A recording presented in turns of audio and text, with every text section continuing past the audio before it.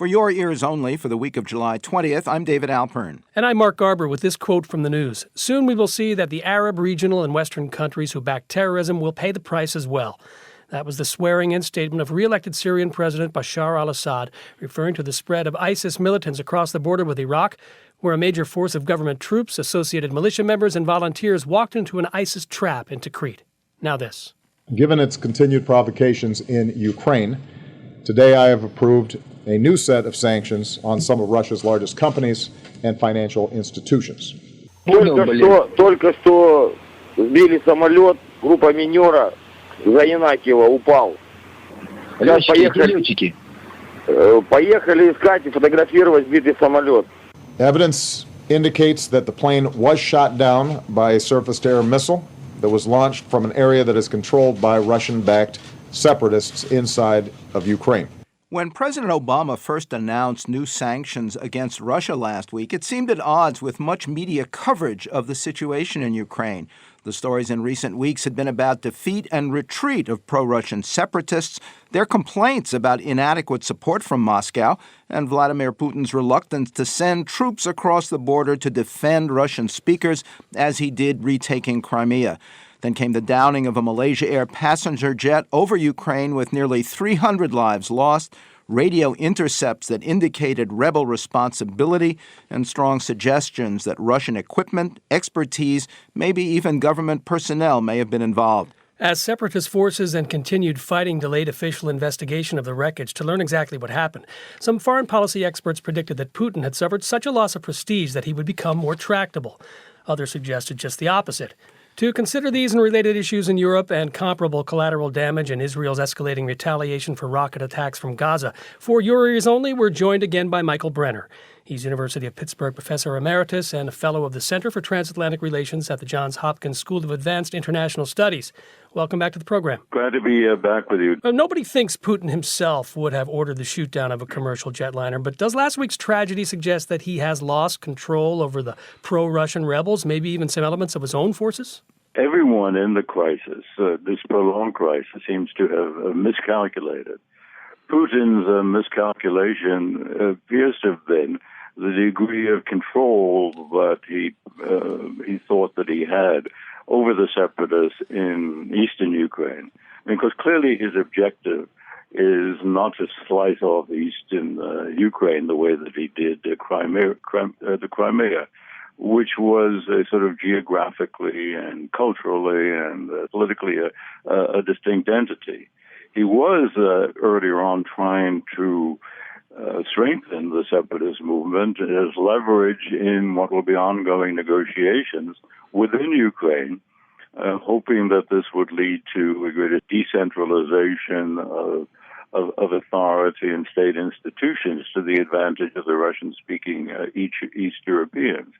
But clearly now it has gotten out of hand in ways contrary to his more limited objectives. Would a loss of prestige for the separatists and for Putin give the West leverage to reduce Moscow's provocation in Ukraine, or will Putin act even more defiantly to look strong, at least at home?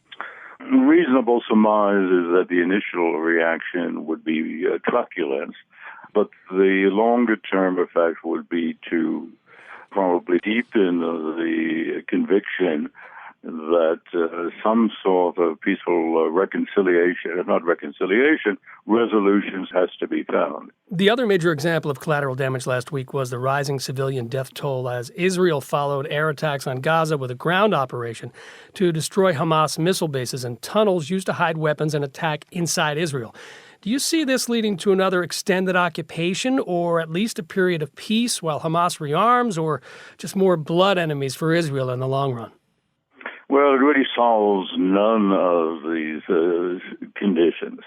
In a way, I think it's Bibi Netanyahu who's playing to his domestic constituency, doing what he has to do as well to hold together his coalition of rightist and religious parties in his government.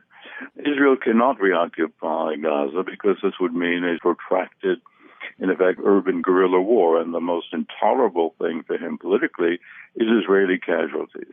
Israelis have complete tolerance in terms of Palestinian Arab casualties, but the threshold of tolerance for Israeli casualties is very low. So if you're not going to have a long-term occupation, what's the point of it? Before the shootdown, you wrote an essay arguing that Putin's economic power and regional provocations were really secondary problems for Europe, compared with a loss of confidence in the idea of a European Union itself, even in its separate national governments. And if the worldwide financial crisis is a big part of that problem, you wrote, so is the austerity imposed as a cure, undermining a powerful post-World War II social compact. Talk about that. Well, Europe is suffering from three things. First is the economic after effects of the great financial crisis, from which it is not fully recovered.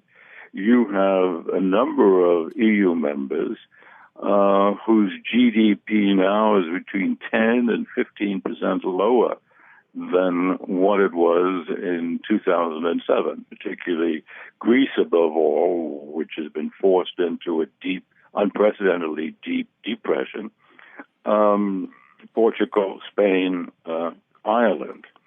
While the EU has managed to keep the Eurozone intact, what many were predicting would fly apart, it remains inherently fragile. And this in turn has generated interstate or inter-country tensions within the EU. And the second manifestation is that it has provided grist for the mill of far-right parties, populist-based parties, not only in the southern tier countries, but really across the continent. And all of these parties are anti-EU. In part, they're anti-EU because they see the EU as being soft on immigration. And the immigration issue and the austerity and economic recession issues are intertwined insofar as they both feed the sense of loss of control and a vague sense of anxiety and insecurity among the populace, which leads them to support these fringe parties. Is there a special problem dealing with new waves of immigration from Africa and the Islamic world? Well, the change has really come in perception and reaction and intolerance.